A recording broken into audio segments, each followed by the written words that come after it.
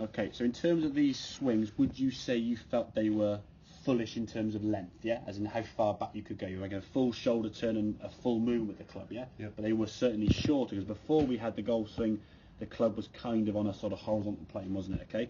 If we look at where that club's going now, it's shorter. But it's shortened because you're not turning quite so far. You've only turned 110, 120 degrees, not the 140. Now, I'm not going to say for one moment you're going to suddenly go from being the amount of backswing you had to suddenly, okay, we'll get a 90-degree shoulder turn and have your club there and the arms up nice and high in the club. It's not going to go like that.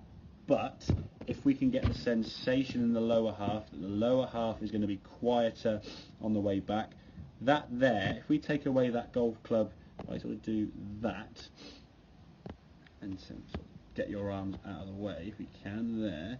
If we just saw that there, that to me would be a very good shoulder turn, hip turn and lower half movement for a full swing. Yeah. It's allowing the arms to say work back and up a bit more to complete the backswing, rather than you feeling the need to keep turning and turning and turning and disappearing, okay? Yeah. So ultimately, if we could get to maybe sort of somewhere here, that would be the ideal. That would be comfortable to you.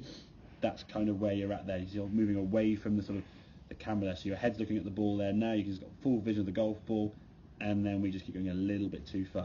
If we can reduce this movement down here with the lower half, you won't be able to go back so far with the shoulders, and you saw that, because you just reduce how much turn you can have. But at the same time, if your lower half isn't going back quite so far, so your hips aren't turning so much, if your shoulders can only go to say 90 or 100 degrees, you're still creating a lot of power, because you're coiling up. The gap between sort of shoulders and hips are going to be, so we say 100-degree shoulder turn and perhaps 35, 40-degree hip turn. That's like 65-degree dispersion, okay, between hip turn and shoulder turn. At the moment, you've kind of got a 140-degree shoulder turn and about a 90-degree hip turn. So the gap between your hips and shoulders is actually smaller, even though you're going back further. There's a lot of collapse in some ways with your lower half. So by reducing the lower half movement, you can still get the sensation you're making a full turn, but at the same time, shorten how far the club's going. So you're going to get more control of him to bring him back to the golf ball with a better contact. As we said, a shorter length of swing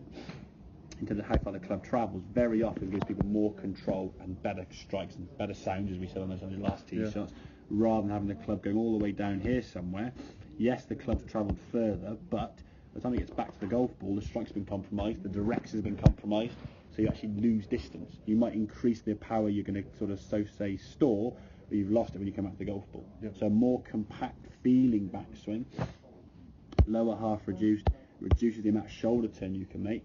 It will shorten the swing, but you're still going to be swinging effectively 100% there, 100% there, and 100% there. That's as far as you can go, rather than going 140 degree shoulder turn, a bigger hip turn, and just shorten the club face by just doing less arm swing. Because less arm swing with the full body turn means your body and arms are out of sync. And what you then found, if the club only goes back, for example, say here, but the body's gone way back there, as the body starts unwinding, if the club's ahead of that, it overtakes the body, you pull it left, you lose your balance and step into it, because your lower half is trying to play catch up with that golf club, and then it hoiks it left. As you then said, you aim then further right to stop the pull, but that then gets you further behind the golf ball, and the club then's like, oh my god, it's even further ahead of me. So in some ways, by aiming further right, it's a vicious circle. So the more right you aim, the more you turn behind it, because you can turn more, because you already preset your turn, and it just gets so far behind you, you've got nowhere to go. Okay, so if we can reduce that lower half, so in some ways make some swings with no legs at all.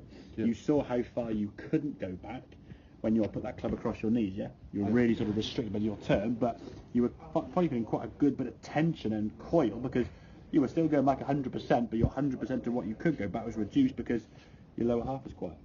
Okay, so a nice solid base underneath that blue line there, get the quiet lower half, you'll still get some power, but ultimately get more control by having a slightly shorter length backswing, but still getting the power. Okay, that makes sense. Good stuff. Well done.